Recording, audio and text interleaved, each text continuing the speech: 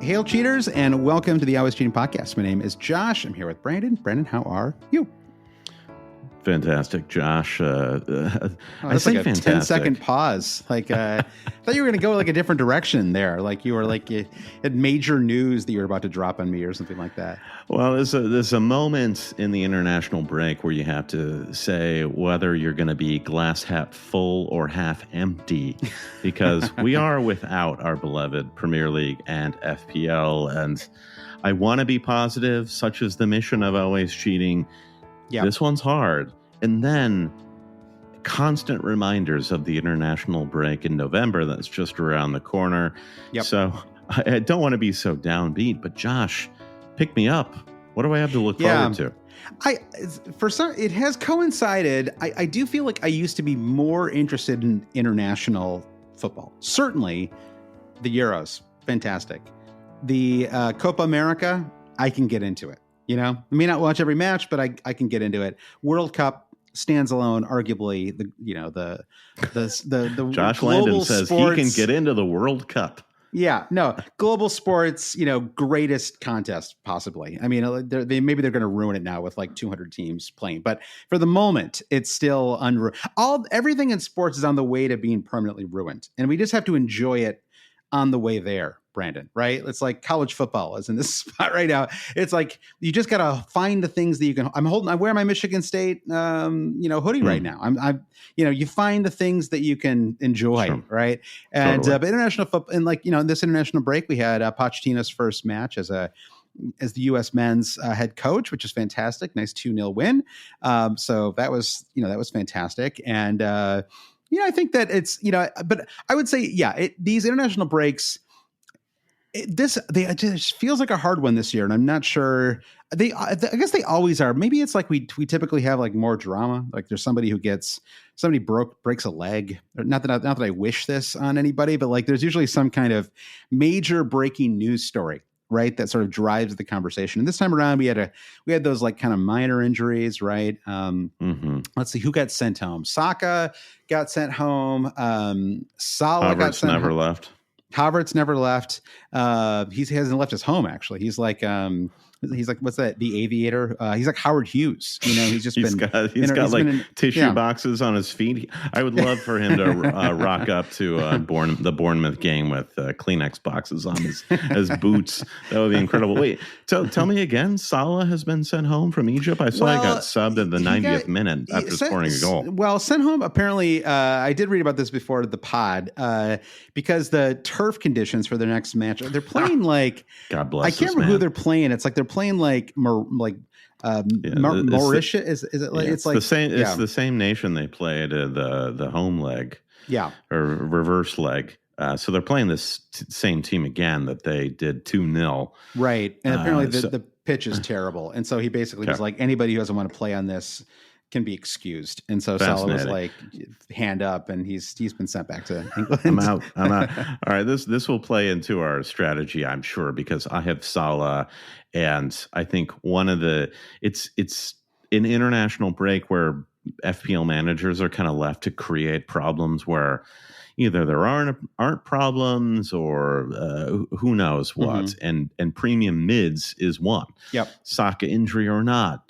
Should I have Cole Palmer despite the word fixtures or not? Yep. Mo Salah, what's going on with him? Yep. So as speaking as a Mo Salah owner, I am so emboldened by this turf situation. Yeah, it's really in Saka too. There was I'm forgetting the name of England's interim manager, looks like he, to his credit, he is not going to pull, or I don't know, is it to his credit? I suppose I respect his honesty, where he's not going to pull a Gareth Southgate here, and he was basically like, this job should go to somebody with a like longer pedigree. That's not me. Hopefully will be one day. And so he's like kind of going to be walking away shortly. But talking about Lee Carsley. Lee Carsley. Yeah. But he mentioned just on the injury front, he mentioned that Saka was almost there, but there just didn't feel like he needed to risk it. And so that's why he went home. Brennan Johnson also should be fine. My possible transfer this week, though, so I will be monitoring that for the next couple of days. Van Dijk similarly just sent back, and Brennan Johnson actually, and I think he was like for suspension. He wasn't even eligible to play the next match for England anyway. So there was really no reason to keep him for in the Wales. squad. Yeah. Oh, for Wales, right? Of course. Yeah. Not. I'm getting them all confused here, Brandon. Wars There's have been fought, Joshua. Yeah, that's true. No, I don't get the countries confused, but I'm getting where he played confused. Right. No, I know firmly. I have a firm idea in I can close my eyes and I can see Would Wales there on be the map. so? What room would there be for Brennan Johnson in the England squad? Virtually none. Like I can't even imagine. Yeah, I mean. It's hard to say. I mean, Trent can't even make that team right now, right? So it's I don't know. I think Trent scored today against Finland, right? Or he couldn't for a while there. Yeah, sure. There was a while. It's just crazy. Like Grealish, Bellingham, Palmer across the attacking midfield against Finland today. Yeah. The lineup that they rolled out against Greece was absolutely outrageous. So in you got Palmer, Declan Rice, Saka, Foden, Bellingham, and Gordon. Just like an incredibly attacking lineup. And Gordon. And Gordon. Sure. Yeah. So it's an interesting question. Like they play on opposite sides of the pitch, but is Anthony Gordon as good as or better than Brennan Johnson? Wow. I guess I would say he's slightly more versatile. I do feel like could Johnson play as like a false nine the way that Gordon can? For an international team, it's harder to say, right? With an international team, you can kind of do a job, right? It's like some people are like maybe less talented, but they're better at sort of filling a role. Sure. It's like international teams are like heist crews. You've got you get in like goalkeepers who are 45, but they're just really good at cracking safes. So they've still got a job. Yeah, I mean, it gets back to like Trippier versus Trent, right? And like Trippier getting more minutes at times for England, even though by any kind of objective measure, you would say that Trent is the better player, right? But sometimes there's benefits for. So anyway, all right. So that's where we are. Man, is that our full and comprehensive international breakdown? There really isn't.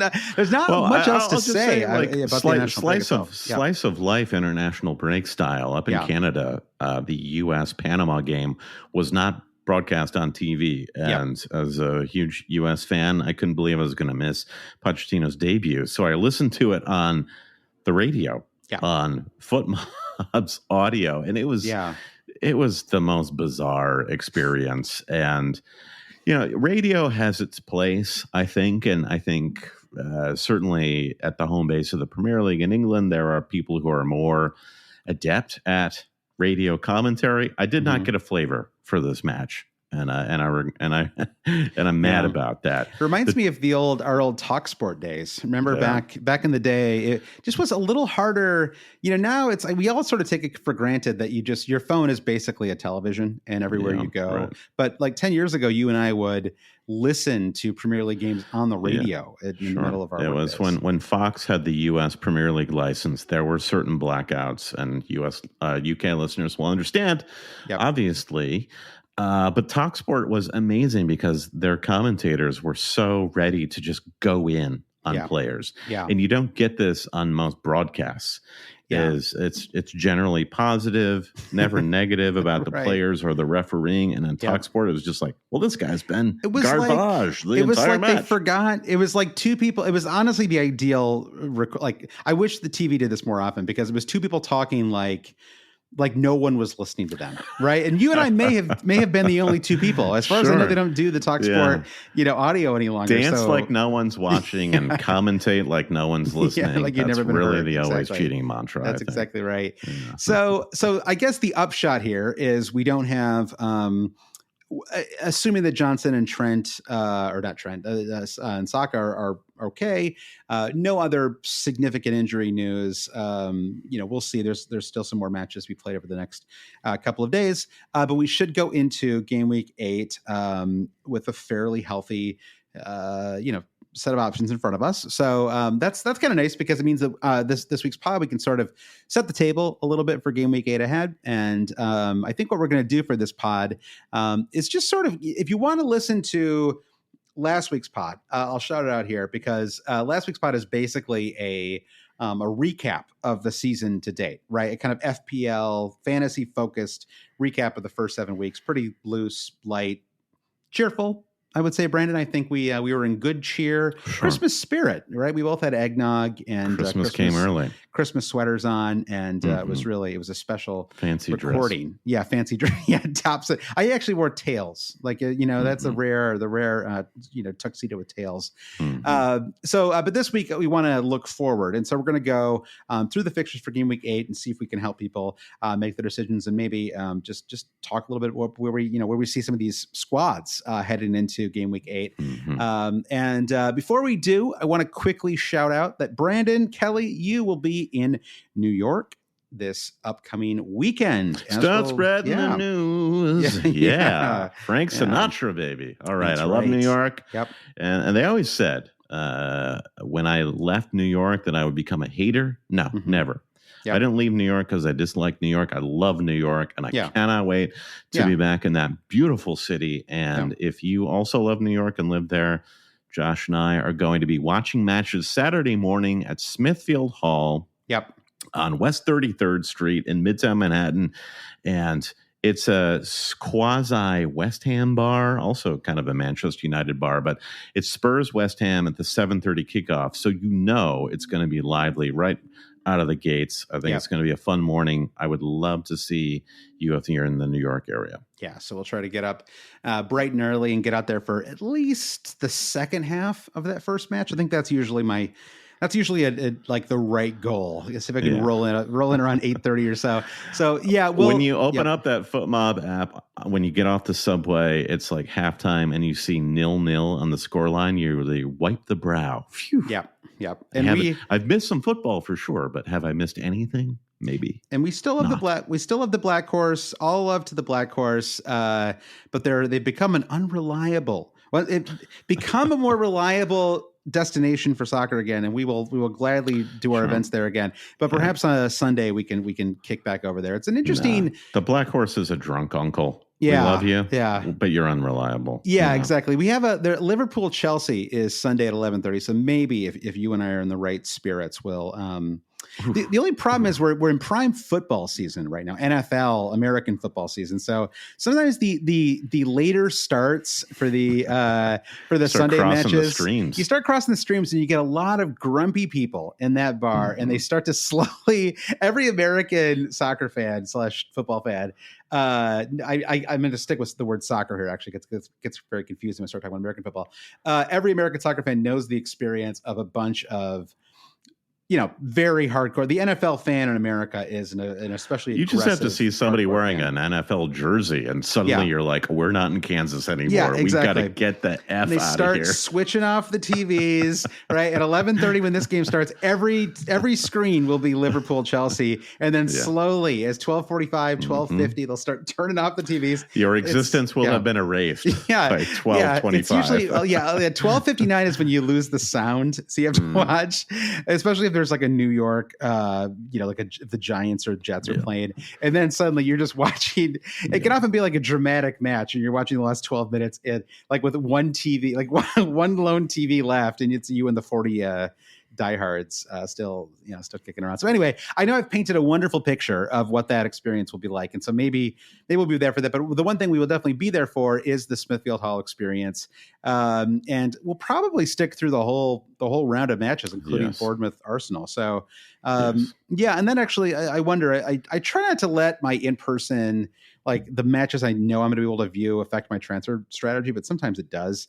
I've been a little on the fence of whether I want to start Semenyo, who's been quite good at home this season, versus Arsenal. At the moment he's benched, but maybe it'd be fun to have a little sweat on Semenyo to do something in that match. Yeah, I mean, Arsenal haven't been watertight recently. I mean, that's true. Yeah, the goals scored against them have been quite improbable. Yeah, see Leicester match, but the form Semenyo is in, I think that's fun. Yeah, I mean, who would you bench in Semenyo's place in that example?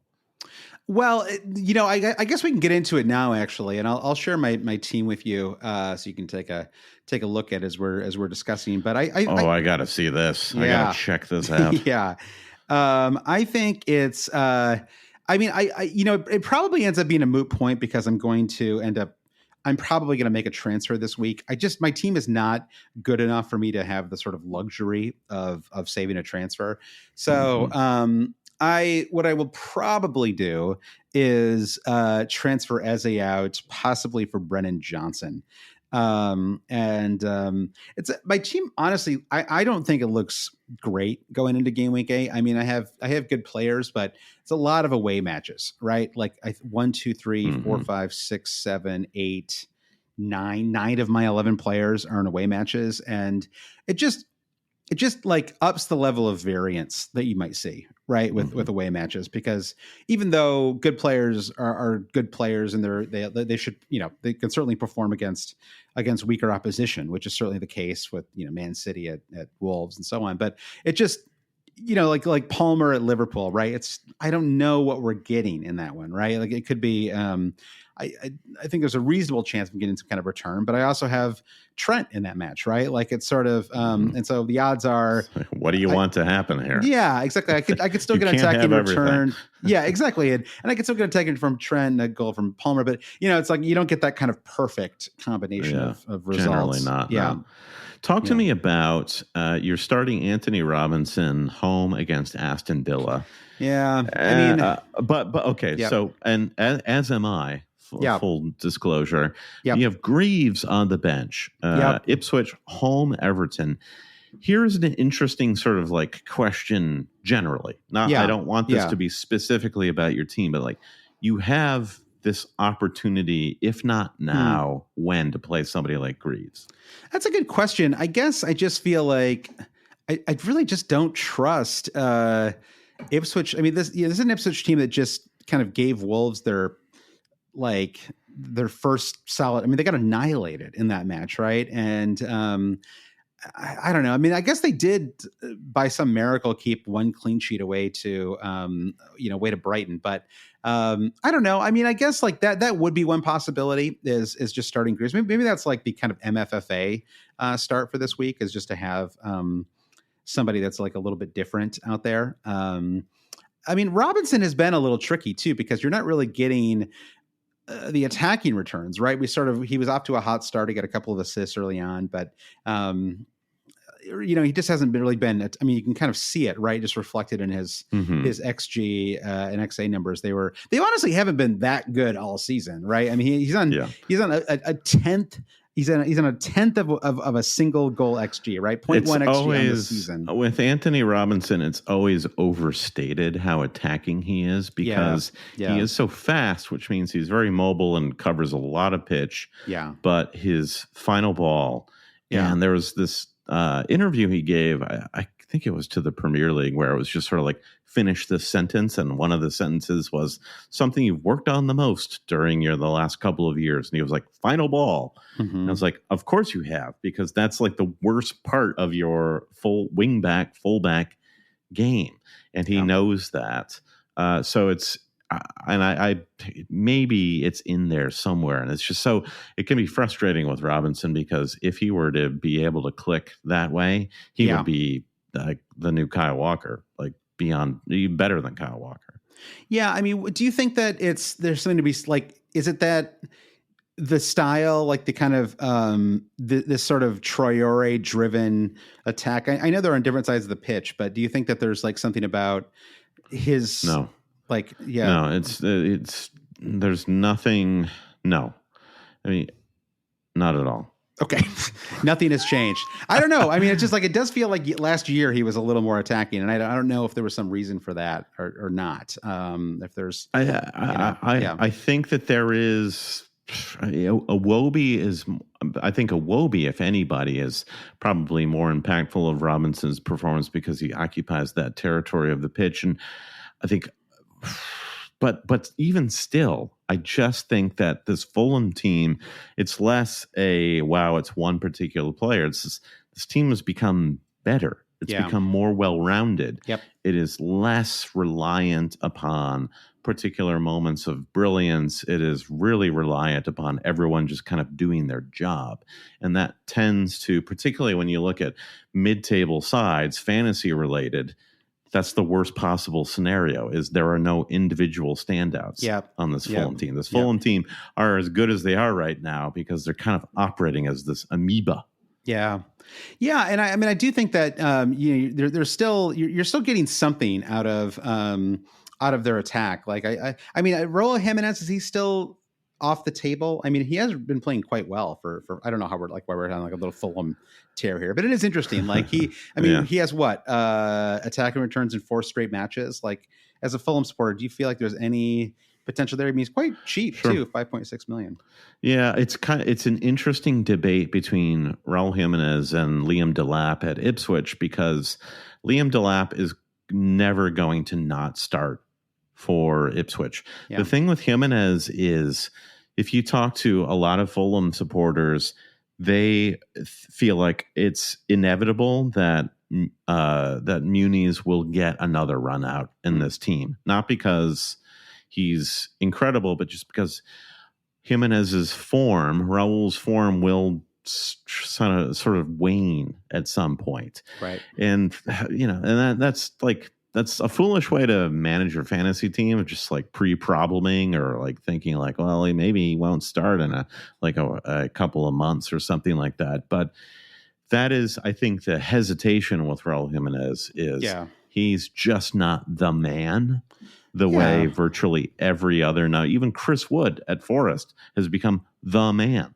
And Raul Jimenez, even though he's in a really good vein of form, is still not quite that. Yeah, I mean, I don't think that's like, but it's like, you can overdo it with that stuff. And like, and one example of that is Cole Palmer last year, right? Where there was a kind of fear, I think, early on with Chelsea that it was like a little bit of like a flash in the pan kind of perform. I'm not comparing the two as players. I think, but it sounds like you are. Yeah, Raul or Cole Palmer. This could decide your fantasy season. Good luck. Raul Jimenez, it's a little bit like McNeil, right?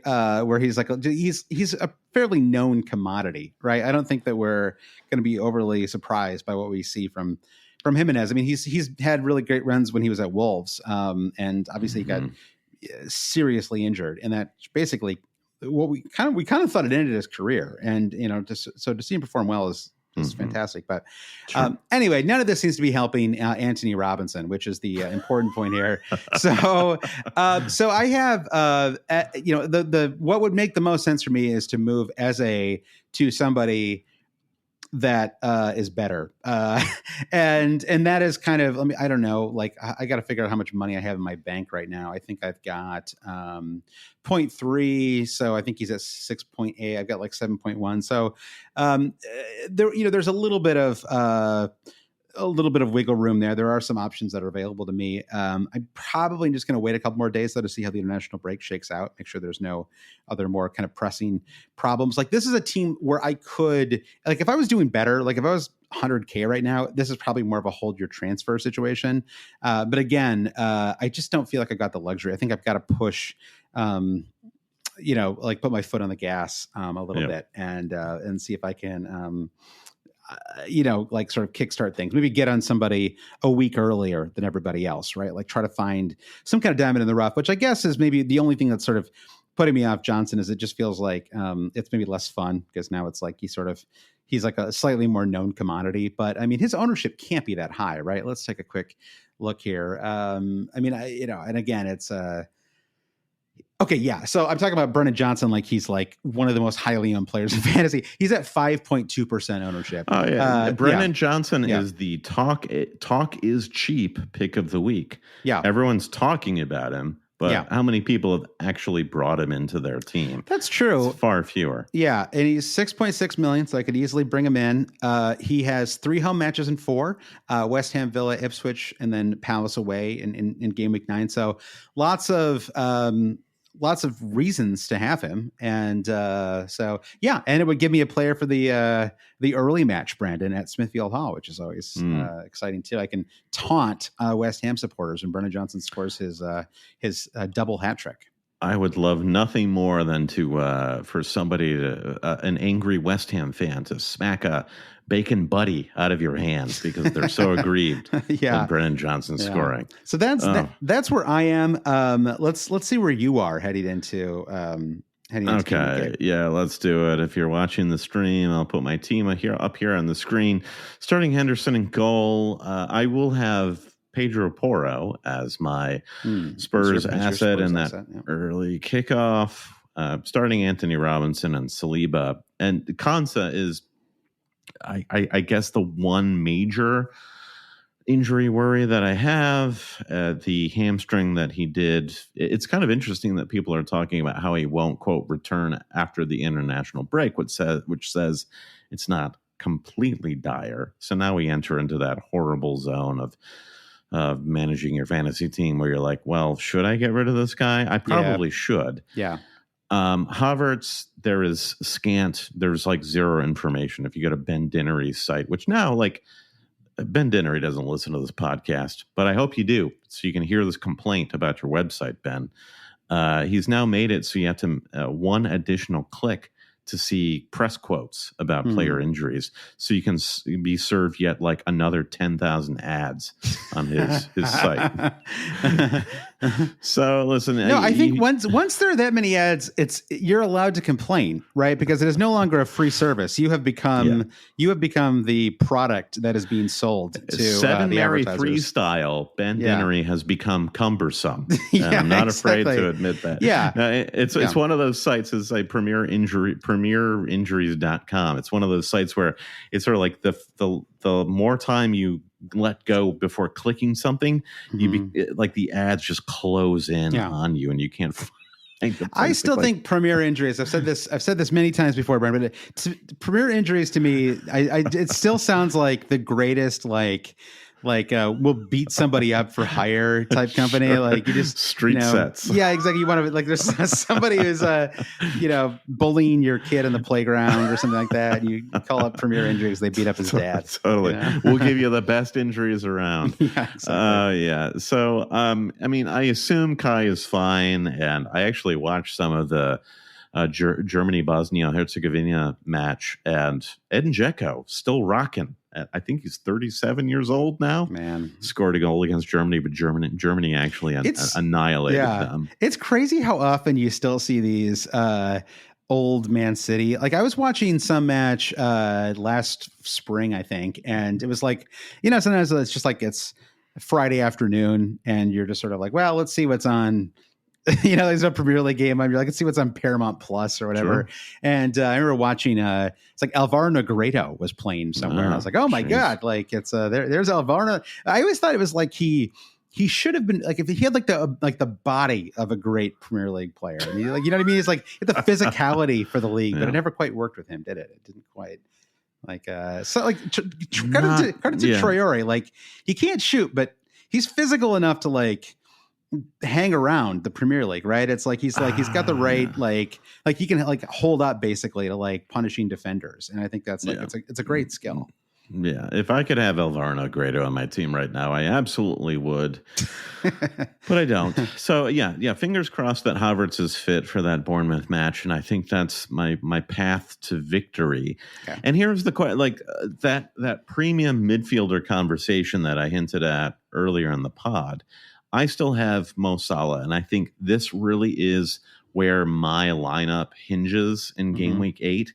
And Chelsea will be without Fofana and without Cucurella. Yep. Not that these are like elite defenders within the Premier League, but this is as far as solid. Chelsea's form, like consistency, continuity goes. They've started all 7 matches, I believe, right? Chelsea? Yeah, so Chelsea will be without them, and I think just like Mo, just playing one full 90 over the international break. I like this, and I think if you have Mo, you 100% need to keep him for this match, and then it just kind of becomes an interesting sort of battle between the against the Saka and Palmer owners there. Yeah, and if I were to make like a proactive transfer, it would be Anthony Gordon out. Though Gordon loves playing at home at St. James Park, and he's got Brighton, which is a completely weird and chaotic energy coming from that team. I don't love having Gordon. Gordon could here are a couple of options for me. Gordon could become Trossard, who actually had a goal and an assist for Belgium. earlier in the break. He's in great form for Arsenal as well. Yeah.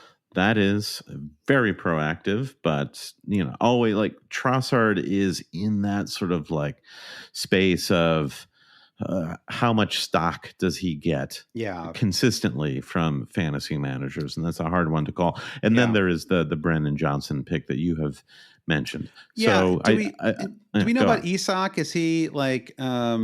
Do we know? Like, I've not seen any quite news yet about Isak. And so I think that if you still have Gordon playing out of position as the forward for Newcastle, I think that does level him up, right? Like if you were just looking at like projected points or whatever, it sort of like puts him in a slightly different category. I would say if Isak is back, I do think you could consider starting Smith Rowe over Gordon. Possibly that would be. I don't think you need to make a transfer. I agree with you on this one. And normally, normally I'm like Mr. like, pull the trigger all the time. But to me, if I had your squad, I would just hold. Like, obviously you're not going to get Palmer when he plays away to Liverpool. Saka, there's kind of no point, right? Because if you're going to have Saka 2 weeks ago would have been the time to do it, right? He's just about to go on a pretty tough run after the Bournemouth match. 100%. Yeah. The latest on Isak is that, criminy, another pop-up ad. Thank you, Ben. Listen, let's have a call. Let's have a conference call. Latest on Isak was Alexander will miss the game tomorrow, and we're talking about game week 7. We're hoping he'll be back for the game after the international break. Here's another wrinkle. Same with Callum Wilson. Ooh, oh my God. Yeah. There's too much, but knowing how Eddie Howe is, the truth is back though. I mean, he's never truly back though, is he? Like much like the truth itself, Brendan, it's always a battle to keep the truth front and center. And so I'm not sure that if Callum Wilson can truly, be amazing actually, Brendan, is that the truth, Callum, the Truth Wilson, for anyone who's new to the pod this year.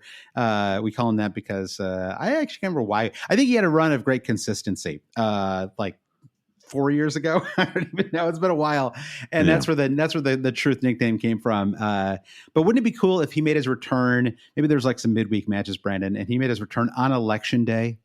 Election Day 2024. The Truth returns, Brandon, on Election Day.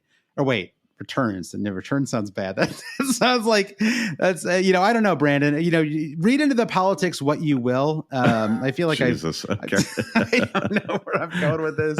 Let me dig you out. Let me dig you out here with a good old fashioned captaincy debate. While we're looking at our own teams, and we can have a conversation later about maybe some differentials. But can you convince me, looking at my team, to not captain Erling Haaland this week?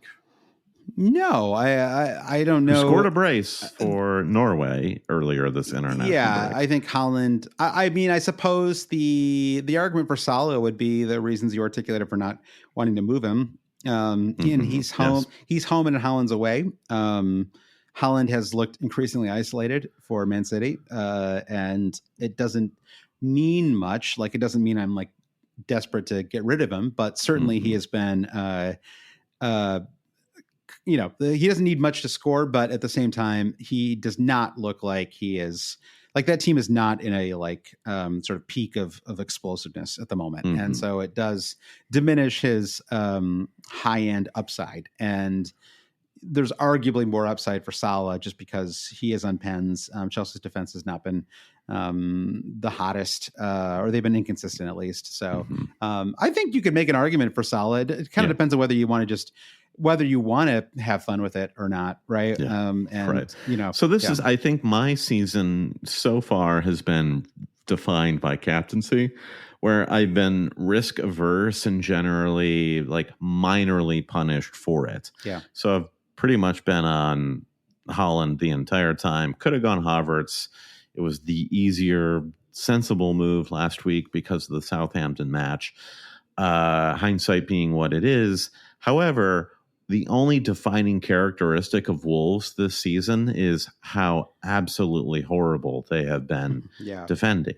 Their attack has been interesting and a work in progress, and I think Wolves might be a completely different prospect in 2 or 3 months, which I'm hopeful for Wolves fans. But as it is, Haaland all day for the captaincy yet again. Yeah. I think if I had Salah, I would probably captain him this week, but I also, but I also, my overall rank is lower than yours at the moment. And I feel like I've got to make up a little bit of ground. So, but it feels like an opportunity to sort of, to kind of take a swing, right? Like it's a kind of fairly low risk opportunity to be a little bit different on the captaincy. So do you have anybody in your team then who is a differential that could achieve that goal for you? No, not in terms of captaincy. No, I mean, Watkins away to Fulham. I don't see that as a great opportunity. Palmer away to Liverpool. I don't love that either. And so I'm sort of kind of back. I really don't have any choice. I feel like to captain, put to Captain Holland in my case. I mean, even in Bomo away to Man United, like it's fine, but like it's just not like an exciting. Like it doesn't make more sense than going with the Bomo was hosting Southampton or something like that, right? That might be an opportunity to do it. But as it is, yeah.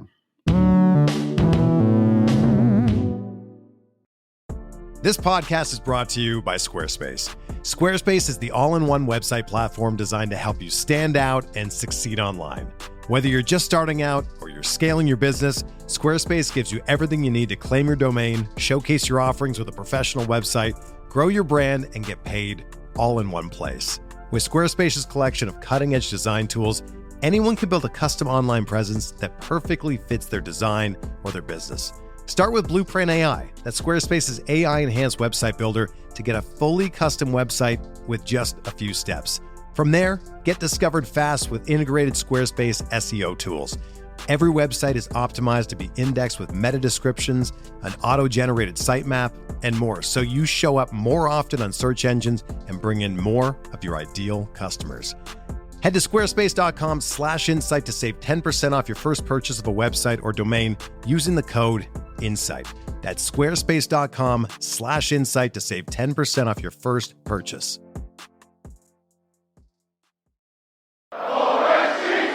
So what do you think about this question that is a bit more sort of general strategy of I feel like there has been too much reliance this season on marginal characters to make you have a good start to the season, and if you have not taken a captaincy risks have occasionally paid off.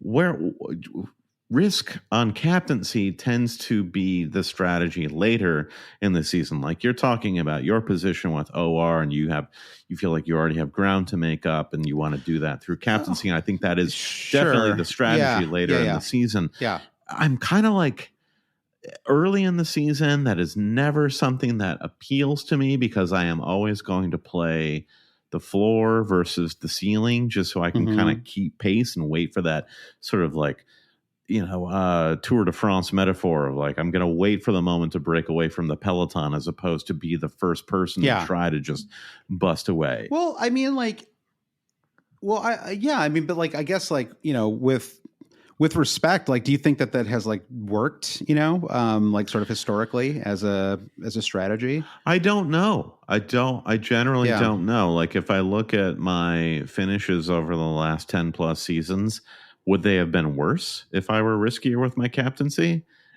Or better. I mean, like, I don't know why you only looked at it through one lens. They could be either. Yeah. Sure. I don't know either. Sure. Yeah, exactly. Yeah. So the problem is I'd actually have to look at the data, which I'm not going to do. I guess. I guess it really is a matter of perspective, right? Because to me, it's more about. It's not really about like I don't necessarily have game week 38 in mind so much as I don't know. Like, I don't know who is going to no one knows, right? Like who's going to score more points in a given weekend.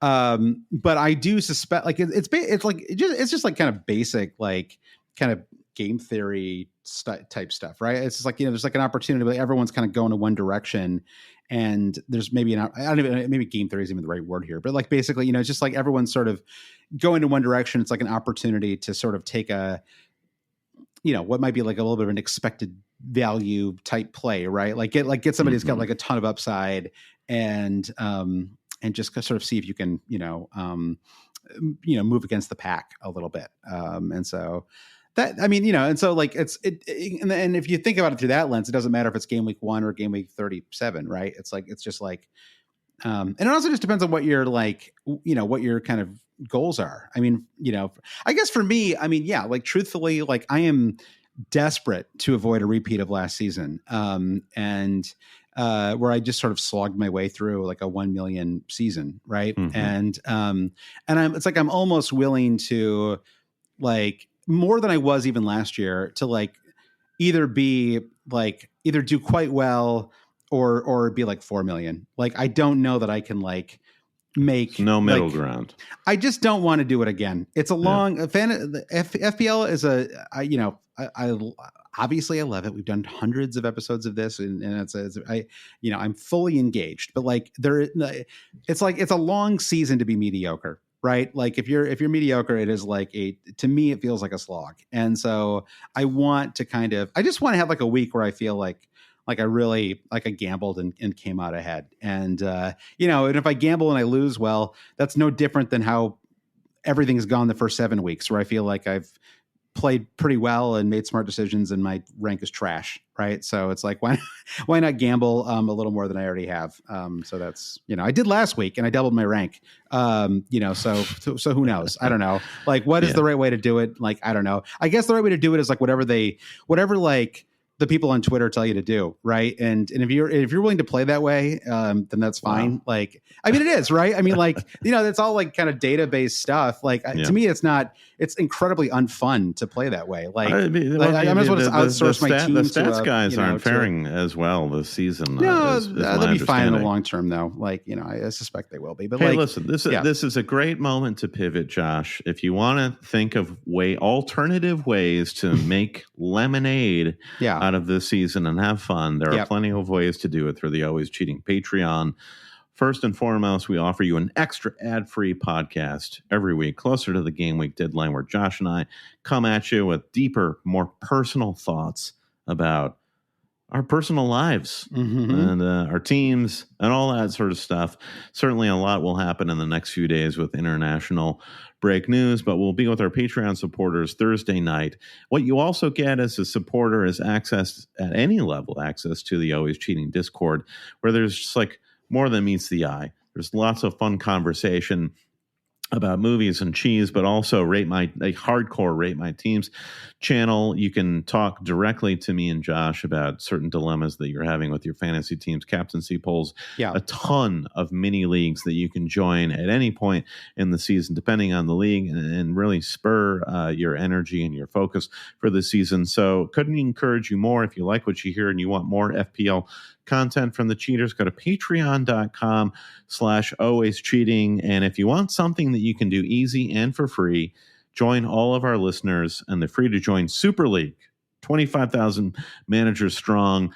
And we read at the end of every proper game week. This is an international break, so forget it. We're not reading any names this week. But you can join the Super League with the simple code of QVC0ND, or go to alwayscheating.com to get an easy auto join link right at the top of the page.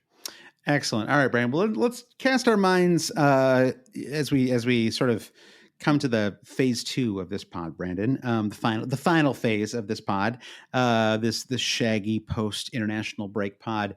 Let's look ahead to game week 8 and just see if there's anything sort of kind of notable fixture wise. We talked a little bit already about the Liverpool Chelsea match, which I think is kind of a tricky one to predict. Like I do feel like there's like I mean, do you feel like you could get any sort of like accurate prediction out there for game week 8 in terms of like what we might see? I mean, to me, it feels like it's really there's a wide range of possible outcomes for game week 8.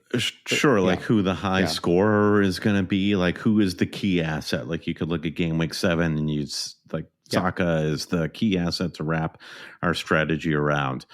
I mean, Holland and City would be the thing, but you have that wrinkle of City being away from home, which you never know what you're going to get. Though I kind of want to push back. Like I feel like I hear a lot out there in the FPL space about this very blasé, catch-all, blah, blah, blah, Man City, no Rodri, no De Bruyne. Mm-hmm. Who was Man City without until that Arsenal match? Well, without Rodri, that's Rodri. True. That's true. Holland was scoring hat tricks for bloody fun without Rodri in the lineup. You could do like, well, then KDB was blah blah blah. I just think it is all just very lazy to say that it all comes down to whether De Bruyne and Rodri are in this team. Okay, but I mean, you did watch the last two Man City matches, right? Like they have, like Holland has looked like that squad has looked like trash the last 2 weeks, right? Like they have not been like they have not like so even if you just like sort of, I agree, like early on it was fine, but I do think that they're going through something right now, some kind of like reset, and it is clearly affecting Holland's ability to like get the ball with any kind of space. I think that's trying to build a narrative where there isn't one, because look at virtually every team across the Premier League, be it just by one half. Arsenal had a terrible first half against Southampton. Liverpool lost at home to Nottingham Forest. Yeah. The elite teams in the Premier League, even at this point in the season, are going to go through these rough patches. And City, a squad that will probably be losing a ton of key players and potentially a key manager at the end of the season. I think it's crazy that they're still performing at the level that they are with this squad. So I don't see it at all. I think City are great and doing it. Okay.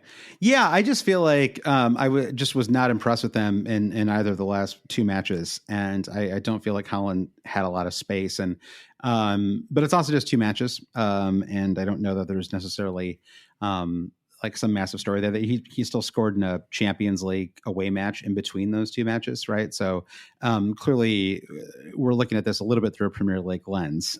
So I don't know, like, it to me it feels like but also like Pep is a great manager, like unquestionably, right? Like it's the cliche of all cliches, but like it's really true. Like he's a creative manager who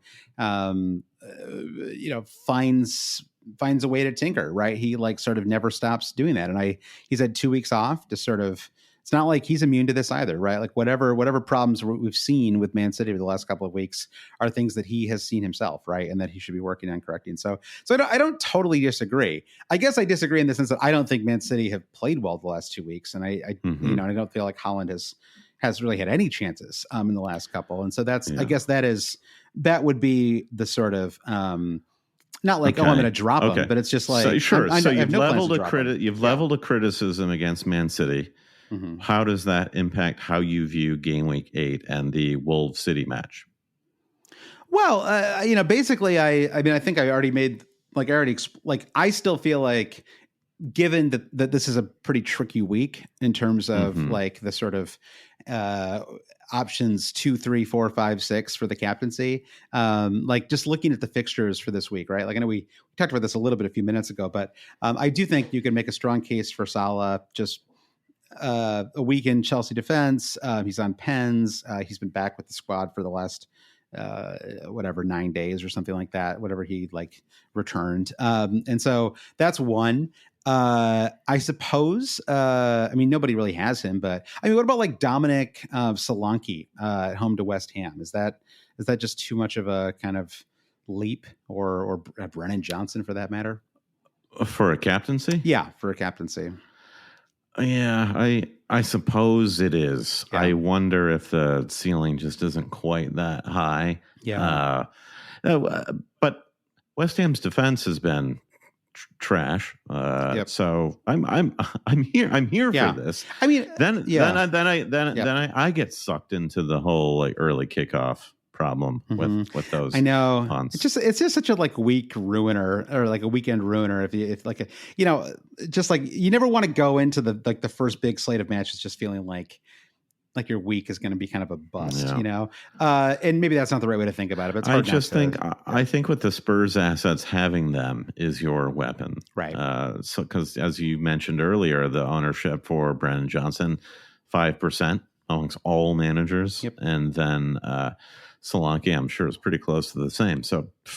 I love just having those guys. Yeah, I think that's true. And I suppose the thing we haven't been talking about, I guess just because neither of us have him, but Saka, assuming that Saka is fully healthy and ready and available, Saka as the captaincy option over Haaland, I think is like it's a very reasonable pick, right? He has been, he's been probably the single most consistent fantasy asset through 7 weeks, and barring any health concerns, then he's probably the one of the safest high floor picks that you could have, right? And so I really honestly, if I had Saka, it's something I would seriously consider. I don't know. I think the problem is that there's been a couple of matches this season where Wolves have been just like, it looks like they've given up, it's like you don't want to not have Haaland captained if it's one of those matches for Wolves, right? Just imagine if Madueke was Erling Haaland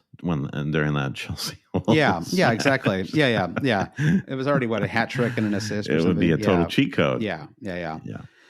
Totally. Yeah. I think the Bournemouth Arsenal match is a peculiar one where Bournemouth is, sort of like tactically adept under their manager, but they have not been great in terms of just like collectively. It's sort of like compare Bournemouth to Forest. Like Forest seem to be able to tactically figure out what the match requires. And even though Forest have lost a handful of matches or drawn, it's just not for lack of not getting their tactics right, where Bournemouth is just like a lesser grade of that. So it's still, even though I rate Bournemouth, I still feel like Arsenal on the road could do them by a margin of 2 goals for sure. Yeah, I think Bournemouth have their home performances this season have been pretty good. I just pulled it up here out of curiosity, and it's because I was remembering the Southampton win where they looked really good, the 3-1 win a couple of weeks ago. But then Chelsea, that was a 1-0 loss, but it was a 1-0 loss where I'm pretty sure their XG was like double Chelsea's in that match. It was they played quite well and were unlucky not to score anything. And then in game week 2, they drew with Newcastle as well, another 1-1 win. So Newcastle, Chelsea, now of course Southampton are not as strong as the other two, but like, so far they've acquitted themselves well at home. And so I don't necessarily see this as a match where Arsenal are going to run rampant, right? I think that it's, I also agree. I think the Arsenal will win, but I could see this being more like a 2-1, kind of win. Certainly. Yep. Agree with that take. And so then if you take Arsenal or Saka out of the equation, you really just don't have any kind of premier captaincy options, right? And so, and as far as transfers go, like if you were just kind of really looking at game week 8 for your picks, I think even then, the Brennan Johnson pick makes sense, which we've talked about already. Are you seeing anything else as you cast your mind around these game week 10 fixture or game week 8 fixtures, excuse me, around these 10 game week 8 fixtures that sort of are intriguing? Like, I don't know, is it time for a Phil Foden punt, for example? Like, is there somebody? Okay, let's do that. Yeah. Let's have the Phil Foden conversation. Yeah. So this is a collective like willing of the fantasy like brain trust of like if we all clap together, can we the make Tinkerbell will come back to life. Yeah. And Phil Foden is the Tinkerbell of game week 8. Yep. He's done nothing. It's like it seems so bizarre without any rational explanation as to what happened to the PFA Player of the Year, to starting every match for England in the Euros. And here we are, a player who we have now barely seen play, has done bupkis. And now I think that it could be a master stroke of fantasy managers are the ones thinking about this in such a way that they are going to get him in before anyone else sees anything. Like, you have to be able to have that intuition or understand where the fixtures line up. However, like, I feel like you have to have at least a window of what Phil Foden can do for your fantasy team. Yeah. And we haven't even seen it in the international break. He came on as a sub appearance against Finland and looked the same as it ever was. And I'm just not seeing it. So then, harken back to our conversation we were having like 15 minutes ago about Fulham, of like what's going on. Is Anthony Robinson's role changed because of certain things going on in the attack? What's going on with Man City's tactics that Phil Foden doesn't quite fit? Because is it at this point just a full-on, you're not fit enough to start and play 80 minutes sort of a situation? Because I'm not buying that at this point. I really don't understand it, because if you like put him in Arsenal, right? Like, like in the kind of Saka role or whatever, like as the young star, and he's playing 90 minutes every week. Right. And so it's I suppose it's a little bit of a luxury that Man City have enough squad depth that they can basically do whatever Pep is doing here, which is, I don't know, give him time to find his form and fitness or whatever. I don't know. Finish right? whatever book he's reading. Yeah, exactly. I mean, I don't have any more insight than you do on it, but it is it's just a weird.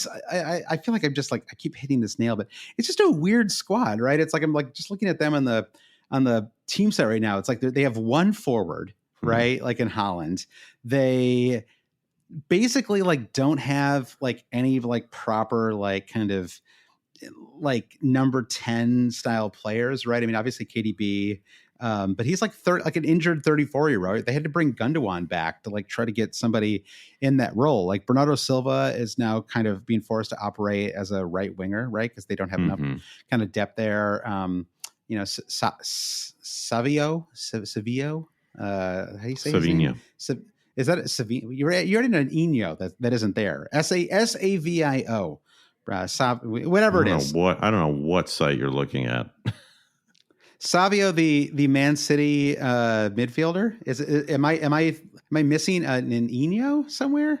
Savinho. Oh, Savinho. Okay, yeah. The actual like the Premier League website just calls him Savio. So I don't know. Maybe they don't know what's going on. Unfortunately, okay. I see. They say Savinho in quotations when I actually pull up his page. So anyway, right. So you have Savinho. Who hasn't, like, he's been okay, I guess. Doku, who like I think is like heading towards like kind of bust territory. Grealish, who I suppose is getting more minutes now. Like he's been okay this season. I don't know, like who knows what's going on with him, right? He was like Pep's number one option 2 years ago. Had a great season. They win the Champions League, and now last year he couldn't play. Like he barely got into the squad. So I don't know. So like maybe Foden's having like a Grealish year where it's just this is his year to not play. And I don't know. They win the title every year, so I don't know. It's like what can you say? It's but it feels Who made the greatest charitable donation to the local Manchester area, and they get to be the star this season? Yeah, exactly. And so it's just, but it's just interesting to me that like there's this sort of I amazingly enough, it honestly feels like the big problem is that Oscar Bob got injured. Like, it's like which is kind of hilarious, but I really think like he would be such an important player for them and probably in fantasy if he hadn't been injured right before the season started. I know that's hilarious, but don't you think it's true to a certain degree? I mean, I don't know. I think so. We'll see. We'll see what we get from him in the second half of the season. Pour one out for the Bob truthers out there. Yeah, exactly. So again, I mean, I don't know. Are you seeing any great? I guess like my point here is, if you are able to not make a transfer, this is probably a good week to hold your transfer. If you just feel like you've got 9/10 of a good squad, you know what I mean? Or I guess like to be, I meant percentage wise there. Obviously, like you field 11 people, but like if you feel like you've got 9/11 of a like decent starting 11, I would probably just roll with it because I just don't see a ton of surefire transfers this week. Yeah, I think if you make a transfer this week, it's not for this week. You've got to be looking ahead, and it's a weird either or with who has the best upcoming fixtures. Because on the one hand, Everton had this incredible run with Ipswich, Fulham, Southampton, West Ham, and Brentford. Shaky for a team as weak as Everton, and I think that's my point, where you're sort of like casting lots with not a great team. Similarly with Wolves, once they get past Manchester City, they've got Brighton, Palace, Southampton, Fulham, Bournemouth, Everton. Yeah. Fine, but they have been one of the worst teams in the league. Where you're left is Man City have this absolutely elite run with Wolves, Southampton, Bournemouth, Brighton, and then Spurs, who defense is not their first on their agenda, shall we say. Yep. So as far as runs go, there are not a lot of teams in the midterm to exploit. I think really where my thinking is at as far as transfers and all of that is, when is the right time to shake up the premium assets? And I still don't think we have enough information yet about where the race is with Salah versus Saka versus Palmer and then Haaland. And important to that as well is how important is it to have a quasi-premium second striker, be it Havertz or Watkins or even Solanke. So that there are still all of these unanswered questions that are actually massive for how we set up our team. Absolutely. And, somebody tried to force the issue last week with a couple of transfers, which blew up like a grenade in my face. I agree that I think it's too soon to really to know. Again, we have a nice little swing coming after game week 8, right? Where Man City have a really nice run of fixtures. Arsenal's fixtures get kind of poor. It may be a chance for a little bit of a reset, right? Like if you're a little on the fence about a wild card, for example, I don't think the game week 8 is a great week for a wild card. I would try to hold your fire at least for one more week. And so I think maybe that's where we are right now, and we can just sort of leave it there. Maybe on Thursday we'll have a little more information on our Patreon pod to talk about where we are with Saka and Brennan Johnson and others. It might just be the week to be steady as she goes, Brennan. Totally. Just chill, everybody. Yeah. And the results after international break perennially just will not live up to your hopes and dreams. Yeah. Maybe they will. Who knows? I don't want to be too pessimistic. Yeah, absolutely. All right. So thanks everyone for listening. We'll be back on Thursday with Patreon pod. Brandon will be in town this weekend, so hit us up if you're around. But we'll be at the what's that place again? Smithfield Hall, 26th Street and 6th Avenue, West 33rd Street. No, Smithfield Hall is not West 33rd Street. Smithfield, do I have that wrong? I think I'm thinking of Legends is my problem. For once, I was actually right here, I think. Yeah, it's 25th Street. 138 West Street. Yeah, 138 West 25th Street and 6th Avenue. That's the one. Thinking of a football factory there. Yeah, all right. Just Google cool. it. Yeah, put it in your Google Maps. Google it. Get there. Exactly. Never text anybody, where are you? Because you can just Google it and that's fine. Yep. Hope to see you there. And Godspeed. We need some green arrows. Absolutely. Up in this piece. And go USA traveling to Mexico on Tuesday. Pochettino's really going to cement his reputation early with a big victory there. All right, Brandon, do you want to thank our producer patrons? Then we'll get out of here. Yes. As always, big thanks to our super producer patrons, Mike DePietro, Trevor Ingerson, Dave Wagner, Lodall, our buddy Chris Howell, Andy Penn, Nick Wright, Lazarus Llanos, Jesse Halstead, Bruce Kerr, Brian Chin, Bob Ascoon, Brom Frost, Blair Jacobson, Todd Byerly, Andy Portlock, Dan Parsons, Terrence O'Donnell, Kerry Swanson, Jefferson Turner, Eze Does It, Francis Moore, Sam Shower, Craig Jackson, Caleb Robbie, Brian Clark, Thomas Tislaw, Frode Jacobson, The Saint, Gareth H., Shalin F. Kadakia, Rishi Nigam, Noah and Louise, Travis Grant, Linus Vennerstrom, Matthew Skinner, Ben Coombs, Eric Kite, Rune Sandberg, The Three Jims, James Murray Wood, James C., James Holland, and Jack. And as always, if you're flagging in your multiplication tables, you must thank Craig at Total Mass Tutoring. He's gotten so much out of this sponsorship already. I love producer sponsorship. I love it too. It's great. All right. Well, thanks everyone for listening. And we'll if you have any questions about your own squad and your Patreon supporter, you can hit us up in the Discord. But otherwise, we'll talk to you soon. Have a good week. And if you're an international football fan, enjoy the next couple days. Bye.